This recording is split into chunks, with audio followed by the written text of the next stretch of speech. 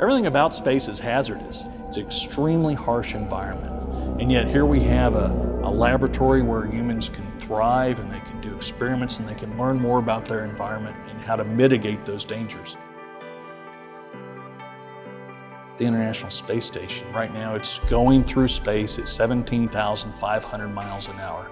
It's surrounded by a vacuum so that if you got a hole in any of the modules, then you would lose all of your air pressure inside.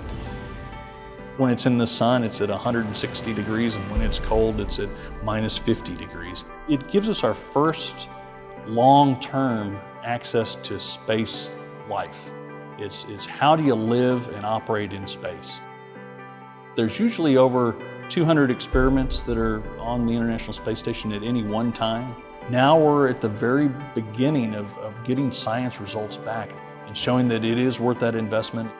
What Boeing does for the International Space Station is we're the sustaining engineers. So we make sure that the International Space Station is functioning properly so that the astronauts can stay healthy and that they're not having to worry about maintenance or repairing different parts of the station. They can spend their time doing real science experiments. And if an experiment comes in the door to NASA and they would like to put it on the International Space Station, Boeing is very highly involved in making sure that it is safely integrated into the space station and can be used by the astronauts.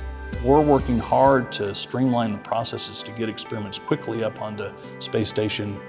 One of the experiments showed that viruses react differently in space. When you get out of the gravity environment, they become much more deadly. What that did is it enabled the scientists on the ground to be able to determine ways to make them less deadly because that genetic marker is the same.